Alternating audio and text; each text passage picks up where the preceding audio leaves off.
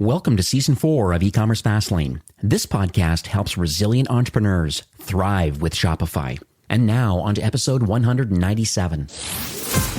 You're listening to E-commerce Fastlane, the podcast show to help you build, manage, grow, and scale a successful and thriving company, powered by Shopify. Listen to real conversations with partners and subject matter experts as they share proven practical strategies, platforms, and the best Shopify apps to help you accelerate your business. The time is now for you to improve efficiencies, grow revenue, profit, and lifetime customer loyalty. Please welcome your host, startup founder and strategic advisor, Steve Hutt. Now, this episode is brought to you by Attentive. Now, how do most innovative companies reach consumers? Well, meet Attentive, the text message solution trusted by innovative retailers and e-commerce brands like CB2, Coach, and thousands of Shopify brands. Now, on average, Attentive customers see a 25x ROI, and an 18.5% of their online revenue is driven by SMS, so it's very compelling. You can grow your SMS list fast and engage with high-value mobile subscribers with personalized messages that exceed your performance marketing goals. Now, getting started is super easy. Attentive's best-in-class SMS marketing experts will help you quickly launch and scale your SMS program. Now, are you ready for SMS to become one of your top 3 revenue channels? You can learn more how to get started with your free trial by requesting a demo at attentivemobile.com. Well, hey there, it's Steve, and welcome back to the E-commerce Fastlane podcast. Now, if this is your first time listening, this is an e-commerce show where we have honest and transparent conversations about building and thriving with your store powered by Shopify or Shopify Plus. If you're an ambitious, lifelong learner, which you probably are because you're here today, you're definitely in the right place. Now, new episodes are available twice weekly with your favorite podcast players like Apple Podcast, Stitcher, Google Play, Spotify, and many more. You can also stream current episodes, including a very relevant back catalog. I think we're up to 196 or so episodes, just shy of 200 coming around the corner. So big milestone coming. But anyway, a lot of great partners in the Shopify ecosystem that I get to interview a few times a week. And if you go over to ecommercefastlane.com, you can have a look. There's some great offers, great problems that these partners are solving for the brands that we manage here at Shopify.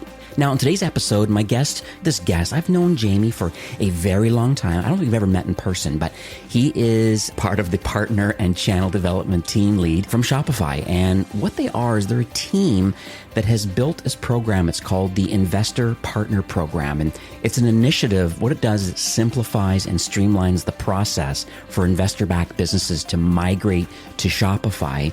And there's also more to it than that, not just the migration path. It's also to help you discover technologies and services from our partners, really to help you launch and optimize that business. So think about funding available for a brand and they're on a different platform, looking to migrate to Shopify, but want to have the tech stack and Shopify and potentially some partners for a development side.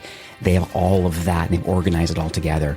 I think it's going to be an incredible podcast recording today. The reason why is because this is what I do at Shopify, is that I really try to help brands grow and scale and try to find the right solutions. This is a really interesting podcast recording, I believe, because I'm really going to help brands with these partners. You can improve efficiencies, you can grow revenue and lifetime loyalty. So all of that part is kind of what Jamie's working on with these VCs. So Jamie, welcome to E-commerce Fastlane. Hey, Steve. Thanks again. Very grateful to be here today. Yeah, my pleasure. You know, it's interesting. You've been with the company for quite a while now. It was 7 years, I believe. And you've been in a lot of really interesting roles in Shopify. This one is, I think, uniquely interesting because it's making even a wider impact based on kind of what you did leading up to where you are today. But let's just talk first about this investor partner program. We'll probably get into your past in a few minutes, but like, what is this program? Why did you build it? And what's the kind of uniqueness about it? Yeah, of course. Yeah. So in short, I think we've built a program to manage or at least house a lot of the partnerships that we have with venture capital and private equity firms. Many of these firms invest in direct to consumer merchants. A lot of them, it is a significant portion of their portfolio. And, through these investor partnerships, our goal is essentially to bring Shopify to more merchants faster. We do this by building, brand awareness at the firm level. We meet with the firms on a regular basis to educate them around the power of Shopify's platform, the many different product lines that exist within Shopify, whether it's Shopify payments or Shopify fulfillment or even the retail side of the house. And so it's really educating those firms and then actually, accelerating merchant acquisition and growth on Shopify's platform. And to date, we work with approximately about 250 firms globally. So it's grown in scale over the last couple of years. Wow. I had no idea there was that many firms. I know as of late, I've seen a lot of multi-brand contracts come through that I know are VC backed. And it's so interesting how some of them, they have kind of in-house talent. It's just part of their organization. It's part of their equity position in the company where they bring on subject matter experts internally to help or co-help run and manage the business. So I think it's quite interesting. I also see a lot of brands where they just keep buying up direct to consumer because there's almost technology out there to kind of understand the data and going, okay, or even companies that are on Amazon, they're like, interesting, they're doing so well on Amazon. I wonder if a direct-to-consumer version of that would be great.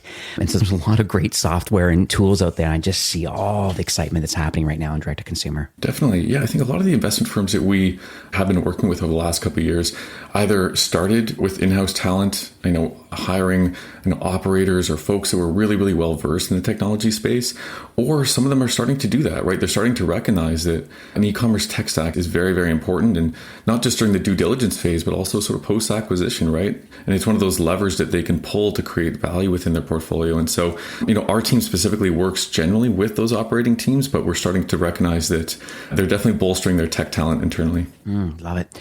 So let's talk about your career at Shopify. I alluded to the fact I believe you're, shy 7 years, but I've been here just shy of 5, believe it or not. So it's just pretty wild. Pretty wild. I was in the vault recently looking to see how many people were hired after me. It's just unbelievable. And it must be just wild for you. So let's hear your story about the last 6-7 years with Shopify. Yeah, absolutely. So I grew up in Ottawa where Shopify's headquartered, and I always wanted to make that transition into tech. And I remember, seeing Shopify's growth from the sidelines and thinking, maybe I should apply. And I actually applied to the talent acquisition. It was a recruiter role and joined them about 7 years ago, based out of Ottawa. And at that point, Shopify Plus was really just an idea. But one of my first sort of jobs or tasks was, hey, we're looking to scale this thing up, but we need salespeople to do it. And so we started this search for, I remember it was called the First 5, and it was looking at the first 5 salespeople that would work with Lauren Paddleford. So I worked really closely with him in terms of, finding these sales reps. And, fast forward a couple of years, we scaled it from about 5 people to 500. And I mostly helped the recruitment on the sales, partnerships, and solution engineering teams at Shopify. So it's been a wild ride. And then it was early 2018 that I decided to switch over to the partner and channels team under Jordan Knapp. And the rest is history. Oh, this is amazing. So the next question I usually ask, and it's kind of it's interesting that I'm asking you this question about what uniquely positions you, because I know to get a job in Shopify, there's a very interesting process with a life story and lots of interesting things that TA needs to think about and consider when they're taking on a new employee. So you obviously have a trust battery that's very high and you're doing a lot of great work, and there's no doubt about it, being with the company this long and, being a lead now with this particular program. But just like, what do you believe positions you uniquely just to lead the team of people to build this program? Like, I think about words like, where did the desire come from? And did the expertise just come over time, just being in the ecosystem? Just would love to hear it in your own words about how did you get here? Oftentimes you hear people talk about internal moving at Shopify as a bit of a jungle gym. I think they definitely took a bit of a gamble on me, right? Coming from the talent acquisition team into a partners team and / sales. But I do think that working on the talent acquisition team for that amount of time, I'd really honed the skill of not being afraid to reach out to people cold, not afraid of meeting strangers. While at the same time, I think being able to tell Shopify's story effectively. And with a lot of these investment groups, when we first started off, we had literally no idea how we were going to do this, right? So it became, let's get a list of firms that are investing in direct-to-consumer merchants. Let's start knocking at their door or cold calling them or cold emailing them and just getting a feel for what sort of challenges are they facing with their portfolio. And then actually telling the Shopify story to say, maybe this platform is really well positioned, and gaining their trust from there and meeting all the new folks, meeting them in person at several events and just kind of building the trust that way, and then actually meeting their portfolio companies and sort of working opportunistically through their portfolio to get a lot of their portfolio companies onto Shopify, or the folks that were already on the platform to actually optimize by leveraging our service partners or leveraging our technology partners as well. Definitely. Now, talking about our technology partners, kind of near and dear to my heart, just because that's the premise of the show really is to interview founders that are creating some great software to kind of complement Shopify. I mean, I use the term, and I'm not sure if it's a hard and fast rule, but Shopify does 80% of commerce very well with their platform, but it's that extra 20%, I believe, gets filled in based on projects and functionality that we're not working on or will never work on, but we have a partner ecosystem to kind of help fill in a lot of those gaps to make a true tech stack that brands need, wherever that is, loyalty and email and warehouse management systems and things. There's a lot of stuff. So let's talk about the vetting process, because I think it's interesting to me. You have a list of recommended technology partners. I think you also have I haven't seen that one, but there's another list available of recommended agency or development partners. I'd even go down the term of maybe even thinking about integrators and platform connectors too. I think is another interesting part of the puzzle here of migrating people over versus maybe the development in the UX side. And then there's strictly the SaaS side of connecting to Shopify with a tool that does something to help with marketing. So how do you vet these solutions and make some final decisions that, hey, if a venture-backed company wants to come on board, that you're able to present some options in the overall tech stack that's available? Yeah, that's a great question. And I think I might take a step back just in terms of positioning Shopify's platform and then actually getting into how we started looping in technology partners. And I think, for one, I think Shopify's platform fits really well into most investment philosophies. Whether they're a venture capital firm investing in a high growth brand, or they're a private equity company that's acquired a legacy brand that's looking to invest in their online channel for the first time. I think Shopify, the fact that we are a highly scalable, low maintenance, relatively cost effective platform, I think positioned us really, really well. And then over time, I think a lot of these investment firms started to leverage Shopify as almost the kind of standard whenever they made an investment in a direct-to-consumer business. It was, hey, we're making an investment in this company and we want them to be on Shopify, kind of full stop. And I think once they started standardizing onto Shopify, it became, okay, well, how do we start optimizing on this, right? And that's really where our technology partners, as you mentioned, getting that other kind of 20% gap filled, and that's where they came into play. And so the importance of that Plus Certified App Partner program was immense for us. And it was working really closely with Matt O'Leary, who I know has been interviewed on your podcast in the past. Yeah. And it was working with their team to figure out, okay, who are the players in the Plus Certified App program? What is their offering? And then actually, meeting with our investment firms and merchants as well to say, who or what sort of technologies should we be considering in this sort of commerce package that we were going to put together. And so with the help of my colleague, Tyler Pratt, we started interviewing a lot of these technology partners, sort of explaining, this is the audience that we're working with, and would they be willing to join this commerce package? And that's really where things kicked off. And fast forward a couple of months, and we had this kind of almost like D2C playbook that we would share with investment firms to say, great, you're on Shopify, and here's kind of a full suite of technology partners that can really support their growth. Right now, I think the most up-to-date copy has about 25, potentially 30 technology partners that span from marketing automation to subscriptions. And so really working with those technology partners, introducing them to firms. And I think, the growth of Shopify is important, of course, but I think the ethos of Shopify has always been to support our partner ecosystem. And I think this really plays well into both. Yeah, no, I love that part. On my wall, I have quite a few printouts and things that I keep. One is I'm going to call it the e-commerce enablement kind of marketplace. I also have one the e-commerce technology stack. You have an older one from the Shopify Plus, the technology ecosystem.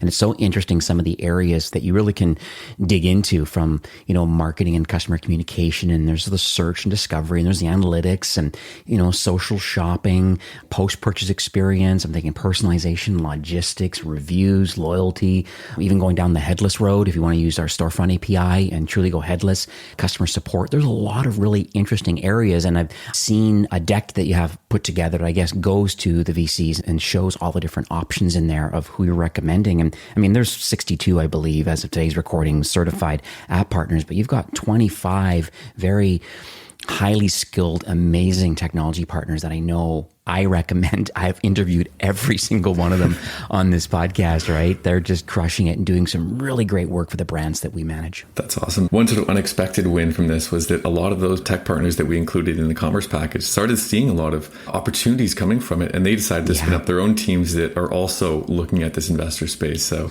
that was always fun. And we always meet with them, and what's a win for them is a win for us. So it's been great for all parties. Yeah, I was going to say, that's great. So why would a venture-backed company, I mean, I'm going to be devil's advocate for a minute, but why would somebody want to get involved in this investor partner program maybe versus maybe going directly to an agency and have them develop the brand and assist in the vetting process of tech partners? Or maybe they're a more seasoned operator, so they kind of get it. Maybe they're on Magento right now and they're looking to migrate over and they're like, but I kind of get what I'm pretty sure I know what I need.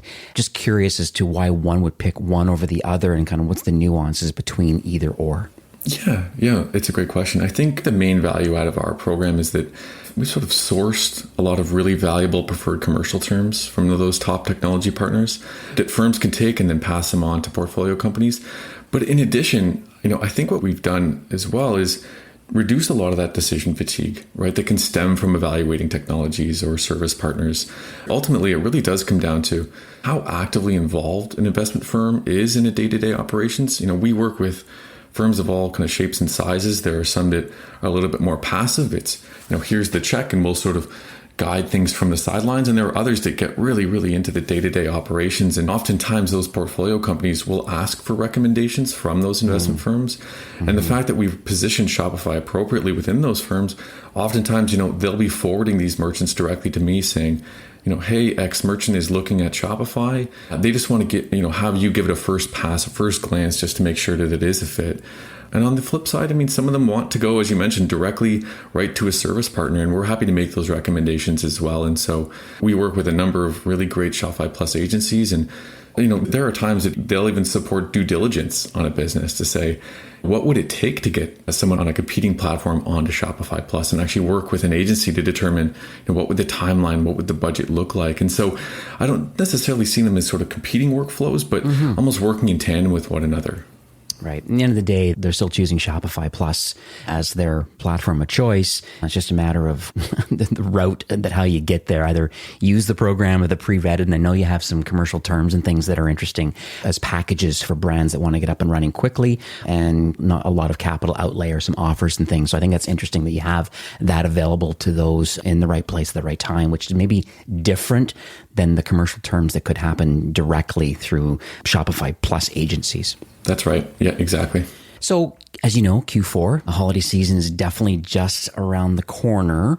Is there time, I know it's a loaded question probably, but is there time for a VC-backed brand to re-platform or to upgrade to Shopify Plus today? Because I'm always worried about code freeze. I'm worried about a lot of different things.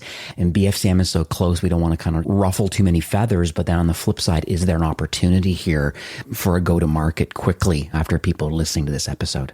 Yeah, historically, and I'm sure as you know, we've witnessed a lot of merchants upgrading from Shopify Core to Shopify Plus, almost right in around this time, right before BSCM or the holidays, just to make sure that they are sort of taking advantage of that enterprise tooling like Shopify Flow or Shopify Launchpad, and really just make the most of that holiday shopping. And I do expect that trend to probably continue this year. On the other hand, though, you do have folks migrating from a competing platform, which is a massive decision, can be a little bit trickier just based on the technical requirements. So that said, I don't think there's a perfect time ever to migrate. It's tough to kind of time it perfectly, but we always just want to make sure that the merchant is taking the time to properly evaluate our platform and meet the right service partners, meet the right technology partners. And I do think that our program allows for firms and merchants to make that informed decision. And hopefully, ultimately, we do want it to come in at a lower total cost of ownership. So that's where I would leave that question. But hopefully that answers it appropriately. Yeah, definitely. I would add to that too, that I think depending on the internal talent, because sometimes you have talent either in the organization already, your front end developers and stuff already have a lot of Shopify skill sets. That's just kind of how they were hired. And maybe they're on a competing platform, but they have Shopify liquid kind of experience. And I think that helps go to market quickly. There's also some really amazing partners that are scalable and ready right now for like the data migration component. I mean, we know we have launch engineers and solution engineers internally that can help with a lot of that sort of work, at least set them in the right direction. I also would say that my opinion is, because I've heard the horror stories, and you know them all, of major direct-to-consumer brands that were on Shopify, then they went off of Shopify, and then BFCM hit, then their website crashed, and big old nightmare, and then they came back to Shopify. This happens a lot where there's brands, they finally realize, most brands in North America, I mean worldwide, but really in the US, because that's where BFCM is the largest, but they know that Shopify Plus and Shopify in general is the most stable platform that can handle the traffic. We have the biggest, baddest brands in the world, and the biggest flash sellers in the world are on our platform, and it works. So my thought, and I agree with what you're saying, it really depends. It's maybe if the agency partner has time available right now, or if you have internal talent. But the other option is that with this new online store 2.0, this new framework we have now for themes and how easy it is to get up and running, all the premium theme developers out there. This is the first year in 3 years we've just opened up the theme store. It's been closed with about 5 or 6 kind of premium theme developers, and then all the ones that we built. And that's all that's been in the store for the last 3 years. It's open now, as you know, because of this online store 2.0, this more drag and drop sections everywhere, we're calling it.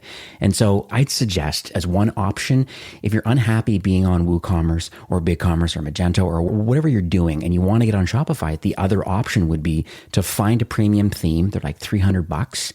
You slightly reskin that, do a data import. If there's some other connections and things that you need to think about, there's partners right now that I know could help. If it's platform partners, connected to a 3PL, getting connected over to your ERP, getting connected to some kind of financial systems if you have already that. Those things can work. So I'm just going to throw it out there. I've seen this happen even with brands that are existing in my book of business, and they look to add another one on. They're like, well, it's getting kind of close to BFCM. I was like, no, it's not. Here's one way of doing an MVP and getting up and running quickly with a premium, slick, new online store 2.0 format, and then getting access to all the Shopify features, Shopify payment, Shop Pay installments, getting the Shop app. There's so many like conversion benefits of being on Shopify. So that's my rant for today. No, you're 100% right. Shopify is really uniquely positioned in the fact that, you can literally build and get live within, in some cases, a couple of days, and really to spin that up for BFCM. And oftentimes, I think my team's busiest time is right after BFCM, as you mentioned, because they're having trouble with their current e-com platform and they're looking to migrate. Yeah. And sometimes BFCM can sort of be that tipping point, right? Where they're like, no, we can't do this again. We need to move to Shopify. And so we're always happy to field those calls as well. Yeah, I'm going to see if I can find that exact story. I want to see if it's public knowledge or not about the train wreck. If it's publicly available on Shopify's website about the brand that here, back and forth, and this and that. Now they're just like a diehard fan. I know who they are, but I'll make sure it's public. And then if it is, I'm going to post it. Yeah, please share. So we all love stories. I mean, that's just kind of the human nature of us. And, I think, we're entrepreneurs, marketers, lots of people listening today. And I think it's this education and the inspiration from these stories, I think really helps motivate all of us. And so hopefully I don't throw you under the bus too much here, but it'd be nice if you could, just share a journey of a Shopify brand or a Plus brand that I guess was introduced to your program, this investor partner program, and where were they before they introduced to you, and then maybe their journey now on Shopify Plus, if that's a story you can share. Yeah, absolutely. We love sharing these stories, especially internally, but also externally. And so one that definitely comes to mind, we've been working really closely with Birchill Equity Partners, which is based out of Toronto. And given the fact that I was based out of Toronto when I first launched this program, I thought, why not start with the firms that are in my backyard? And so we reached out to the operating team on that side, met with their team. It actually became one of those situations where they didn't really know how far Shopify Plus had moved up market, right? We were still sort of myth busting around. We're not just for SMBs, we're also for the enterprise. Right. And I think after educating their team on sort of how far we moved up market and sort of where they could save money and how they could scale their business, businesses, they started sort of working opportunistically through the portfolio. And one of those opportunities was Mastermind Toys, which is a Canadian success story, and I'm sure you're aware of them. Yeah, young kids definitely shop there. They were looking to migrate away from sort of homegrown Order Dynamics, I believe is the platform that they were on. Oh, okay. And they were evaluating whether Shopify Plus could be the fit for them. And so it was working with Bert Schill's team, working with Mastermind's team. We ended up looping in Ted Starkman from Stream Commerce, who's amazing to work with. And we actually went on site, met with their team, got a really good understanding of their requirements, specifically their technical requirements. And, right off the bat, I thought, this could be the perfect win for Shopify, just based on challenges that they were looking to solve. And ultimately, they ended up choosing Shopify Plus, which was great. And they were able to work with Stream's team and really get live and lower that total cost of ownership. But I think the biggest win was the fact that they were able to eliminate a lot of that technical debt that they had accumulated over the years and refocus those resources towards other revenue generating activities, which is a common story that we do see with a lot of Shopify merchants. And today, if you go on there now, their site looks amazing. And from what I gather, has been performing really well. And our marketing team even produced a blog post to document their success story. And so it's well known internally, and hopefully, we can share that story a little bit more externally as well. Absolutely. I'll see if I can find that link again. It'll be in the show notes for the Mastermind Toys. I just went to their website recently, and actually I just bought stuff for 2 birthdays coming up, a little bit of Christmas stuff. Other thing that's interesting, my wife always makes a great comment. She can always tell when a site is powered by Shopify because she just is like addicted to Shop Pay. Just makes it so easy because, the logged in experience, it's one button checkout, 6-digit code from a text message, and boom, it's done. And pretty amazing. And that's how Mastermind Toys works. Like, yes. She didn't realize until Steve, did you know Mastermind Toys is actually on Shopify? And I go, well, yes, I did. I did know that. Yeah, don't know that the Shop Pay tooling is almost dangerously simple to purchase online. Yeah, you got it. So we're nearing the end of the show for today, but I just want to thank you for sharing kind of what you're building here right now. And it's obviously you're having a lot of impact with this new program, but just wonder if you have any insights or any takeaways. Typically the show is more the entrepreneurs listening, the marketing teams listening, but obviously this is going to cast a little bit of a wider net to other brands that are looking for funding, maybe make themselves available to VCs, and a lot of people are on that fundraising trail right now saying, hey, yes, there's Shopify Capital, and yes, there's other, third-party accesses to funds for sure. But the other option is that, maybe there's a VC opportunity. It's not always, deal flow doesn't always have to come from them to the merchant. It can be the other way around. Those are listening today, guaranteed. And so just wanted to see if you had anything you could throw into an audiogram today about kind of like, what is the takeaway for VCs or any syndicates that might be listening today? Yeah, definitely. I'll start off on the merchant side. I think for them, capital can oftentimes be rocket fuel. A lot of merchants that we interact on a daily basis have experienced rapid growth, or in some cases have faced really significant headwinds, especially over the past year. But in terms of supporting their goals, I think a lot of merchants do turn to various forms of fundraising. And as you mentioned, some of them go the route of Shopify Capital, which could be the perfect fit. But in other cases, investment firms, they turn to them to accelerate their growth or steer them through a period of transition. And so with that in mind, I think our team's goal is to ensure that these investment groups are equipped with the right tools and expertise surrounding Shopify. And, oftentimes more importantly, equipped to understand our ecosystem to really support, informed decision-making and the growth of their portfolio companies. And I think building this program has really achieved both of those goals. And we continue to loop in other partners and loop in other product lines across Shopify. Yeah, love it. So where can people go to learn more about the products and the services that you're recommending in this investor partner program? Yeah, absolutely. We actually recently, in the past, I think it was last week, we launched our landing page with the help of our marketing team. So if the marketing team is listening, thank you very much for your support in building this. So it's www.shopify.com/investor-partner-program. And you'll be able to find all the information and all of the offerings on there. Beautiful. I'll have that in the show notes for a direct link to that so you can see more of the details and the partners and the program and how it all works. Is there any other direct connections to you at all? Yeah, absolutely. If you're looking to learn a little bit more, I'm always open to chatting, and shoot me an email at jamie.oliver@shopify.com. Okay, in the show notes for sure. That'll also be added there. Well, I just wanted to thank you from one Shopify to another. Thank you for taking time today, sharing just the details of this amazing program. Like, I've been following the sidelines. I've been following this project for quite a while. I was excited to see version 1 of a deck coming out, and then this really, really, really polished one came out recently. Now the landing page, and just like, wow, because this is in my wheelhouse. I need to interview these partners, and just for my own learnings. And I just want to thank you for putting all this together and, helping both brands and helping these venture-backed VCs and syndicates and things that are out there, just helping them navigate this and get into some good terms with Shopify and the partners and the ecosystem. So I think it's great. And just, once again, thanks so much for coming on the show. And just, I wish these VC-backed merchants incredible growth and success, all thanks to your program. Well, thank you, Steve. It's always great to chat with other Shopify folk. And yeah, it was my pleasure. Thank you. All right. Have yourself a great day. Now, this episode was brought to you by Attentive, a personalized text message solution trusted by innovative brands like CB2, Coach, and thousands of Shopify brands. Now, as I mentioned, on average, Attentive customers see a 25x ROI, and over 18% of their online revenue is driven by SMS. Now, are you ready for SMS to become one of your top revenue channels? You can learn more how to get started and get your free trial by requesting a demo at attentivemobile.com. Well, that's it for today's episode. I'd like to thank you, a loyal listener of E-commerce Fastlane.